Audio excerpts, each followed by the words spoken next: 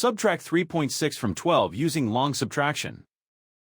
Line up the decimal points in the same column. Add placeholder zeros so both numbers have the same number of decimal places. We work from right to left and finish one column before moving to the next. In the tens column, 0 is less than 6, so we need to borrow. Borrow 1 from the ones column. 2 becomes 1. The 0 in the tenths column becomes 10. In the tens column, 10 minus 6 is 4.